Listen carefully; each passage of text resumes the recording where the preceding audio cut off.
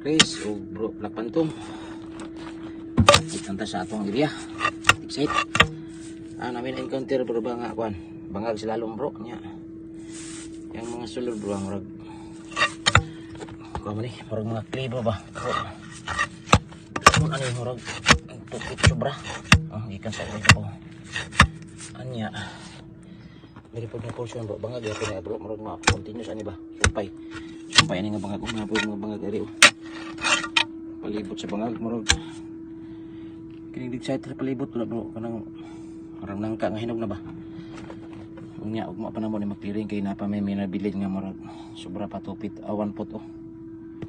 Sobra 1 pot nga apantihon des kanto diri kutob.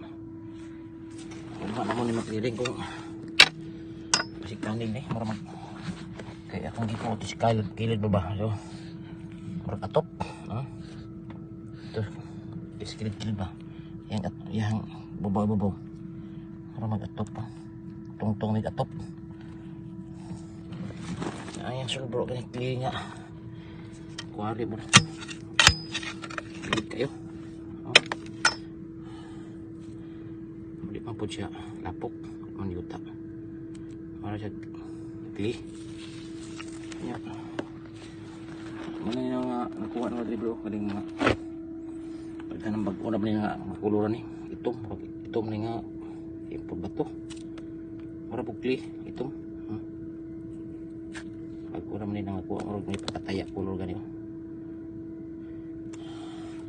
palibot itong dig site tugub-tub pero mabaw na ba tugub-tub marag nangka hinog ugma pa na mo ni ma clearing bro kung sa pay lalo man lapok umok maigo lang ba ito kay gahit kapin ni trip so mao na itong kapida mo bro Chris o bro Lapantom amo na yung magpapasinton para naman yung tabon diyo gamay naman na nabili na yung mga 5 inches lang yung top ba top palibot mga hilo bro mga kilid nagilo hilo mong lalo man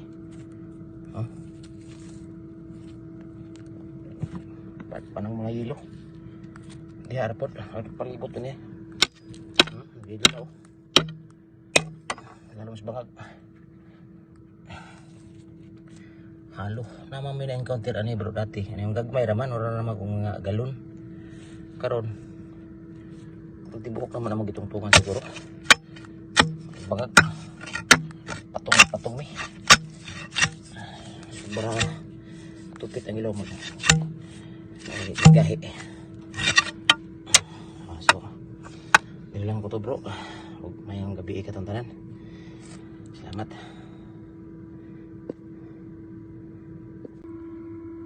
konnichiwa bro Chris o bro Lapantom update lang ko sa atong area akin ni bro kanto na east-west alignment din siya bro dito west na dito ari ano routine ari nga yung isla dito bangagya po na siya bro mga kuan okay street kini siya bro mara siya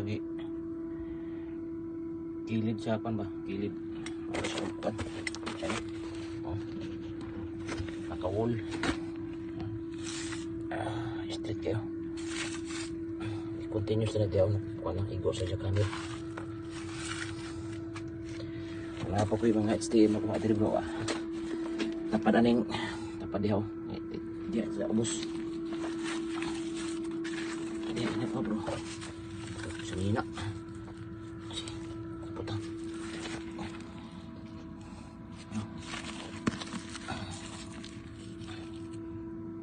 ko bro wala pa din na awan history awa pa nilibyuhan okay tapos na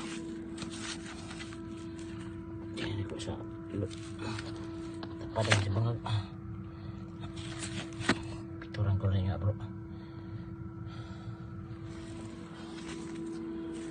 pangag sino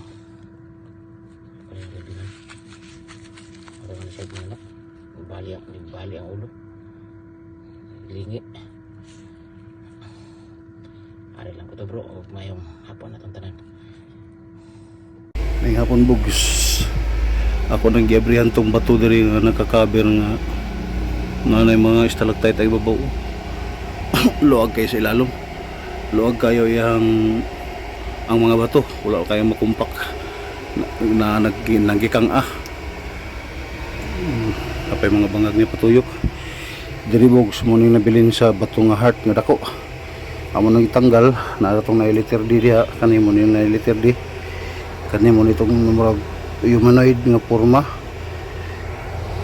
Dayon amo nang gitanggal, natanggal to yung ulo-ulo niya gibuak. Dayon sa likod ani niya may dako kay chamber gyapon, ang katungdaan nga chamber niya ra. Mo itong chamber nga una. Ulag-lag yun. Nap sa ilalom sa likod ani niya. Hanapin another chamber. Di pa maglili na mo kay napay nakasalipod nga kini nga bato mo nakasalipod kini niya mo ni nakasalipod dati plus na pagiday siya kini yung nakasalipod gyapon. Toro chamber. Dako gyapon kayo, luag gyapon kayo nga chamber. Luag gyapon kayo siya.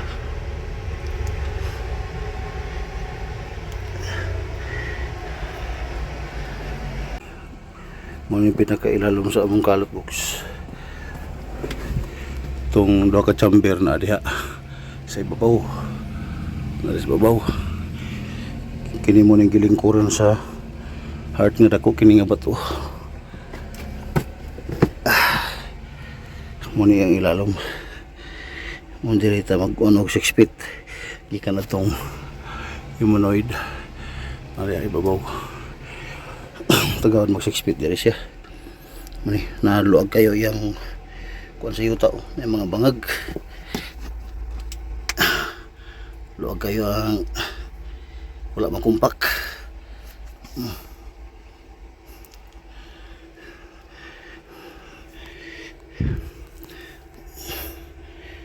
Luag kayo. Humo kayo ang mga yuta og bato, mga dugmok daan. No. Then diri sa likod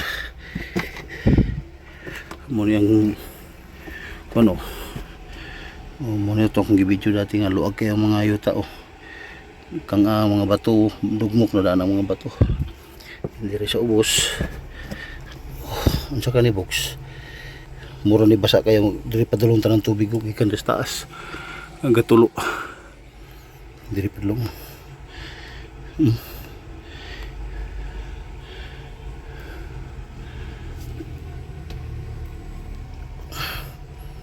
Kani nga bato tibuok.